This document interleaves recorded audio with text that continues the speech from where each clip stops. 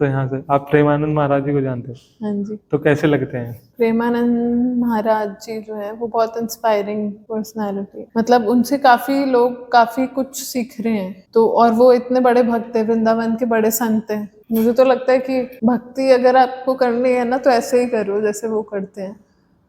मतलब वो ideal example है भक्तों के लिए, डिवोटीज के लिए, कि आपको कैसे होना चाहिए।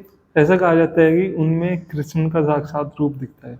कृष्ण का साक्षात रूप तो मैं नहीं कह सकती, क्योंकि भक्त और भगवान में हमेशा डिफरेंस रहता है। भगवान तो भगवान ही हो सकते हैं, हम जिसका संग करते हैं उसके जैसे बनते हैं, उनके जैसे जिसका एसोसिएशन करते हैं वैसा बनते जाते हैं। तो उनके जो गुण है वो आ सकते हैं उनके अंदर, लेकिन भगवान और मतलब जो उनका अंश होता है उसमें डिफरेंस तो रहता है। हालांकि उनको हमें जब हम उनकी मतलब हम जब पूजन करते हैं, रिस्पेक्ट देने की बात होती है, तो हमें भगवान के जैसा या भगवान से बढ़ के भी रिस्पेक्ट देना चाहिए उनको, लेकिन हमें साथ में डिफरेंस भी पता होना चाहिए कि वो भगवान नहीं, भगवान के अंश है। और नाम की बात करी आपने, तो भगवान कहते हैं कि मेरे नाम में और मुझ में कोई डिफरेंस नहीं है।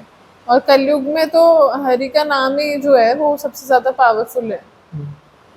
जैसे सतयुग, द्वापर युग, त्रेता युग की हम बात करें तो उनमें यज्ञ चलता था।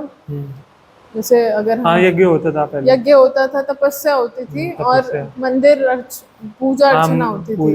बट अब इतनी विधि नहीं रह गई और ना किसी के अंदर इतना पेशेंस है, ना स्वच्छता है, ना ही इतनी अच्छी चीजें हैं। इंग्रेडिएंट्स भी हमारे सारे दूषित हो चुके हैं, जिसकी वजह से हम वो सारी प्रैक्टिसेस करने लायक ही नहीं है। तो इसलिए महाप्रभु, जो चैतन्य महाप्रभु हैं, जो राधा कृष्ण का ही अवतार है, तो उन्होंने हमें सबसे सिंपलेस्ट वे ऑफ भक्ति सिखाया है कि आप कैसे भक्ति कर सकते हो।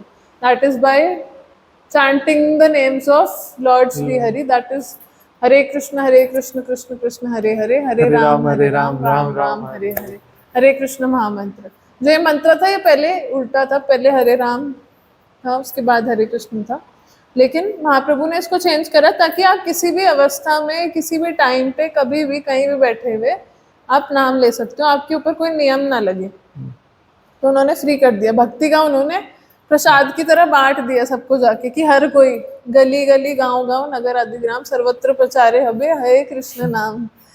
तो ये महाप्रभु की टीचिंग थी कि हर जगह, हर नगर, हर ग्राम में, हर गांव में हरि का नाम होना चाहिए, तो ताकि बस भगवान का नाम किसी तरीके से ले ले, इसीलिए उन्होंने हरि नाम का प्रचार करा।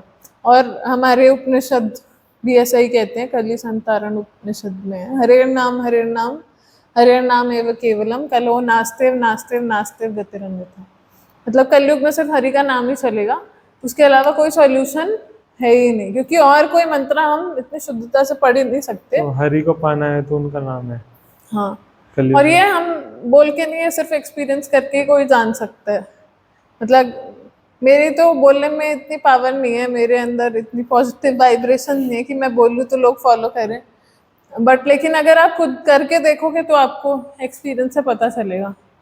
जैसे कि 12th करने से पहले आपको बाकी सारी क्लासेस पास करनी पड़ती है ना, तो आपको ये एक्सपीरियंस करने से पहले कि भगवान का नाम सच में वर्क करता है, वो आपको करके देखना पड़ेगा, तब पता चलेगा। सिर्फ आर्ग्यूमेंट करके नहीं पता चलेगा। आप प्रैक्टिकली, जो लोग आर्ग्यू करते हैं इस चीज़ पे कि क्या होएगा भगवान के नाम से, हम तो नहीं मानते, या कुछ भी आपके सामने कुछ भी फॉल्स आर्ग्यूमेंट क्लेम करते हैं, तो आप उनको बोलो आप 10 दिन करके देख लो 16 माला। आप सुबह उठ के 4-5 बजे जो भी टाइम है, आप उठ के एक बार कॉन्सेंट्रेटेडली बैठ के करके देख लो आप कि क्या एक्सपीरियंस होता है आपका, तो आपको रिजल्ट पता चल जाएगा उसका। तो अपने आप पता, बोलने की जरूरत भी नहीं है, अपने आप पता लग जाएगा कि भगवान के नाम में इतनी ताकत होती है। जैसे अग्नि में इतनी ताकत होती है कि आप मतलब जानबूझ के आपने हाथ नहीं भी डाला, गलती से भी चला गया तो भी हाथ जल ही जाएगा ना। तो वैसे ही भगवान का नाम होता है कि आप अगर गलती से भी नाम ले रहे हो तो उसका इफेक्ट तो होगा ही। और जब आप खुद, जिसको ज्यादा डाउट है वो अच्छे से लेके देखिए मैं तो यही कहूंगी, जिसको ज्यादा डाउट है वो अच्छे से लेके देखिए, 4-5 बजे सुबह उठ के 16 माला करके देखिए, अपने आप पता लग जाएगा उसको।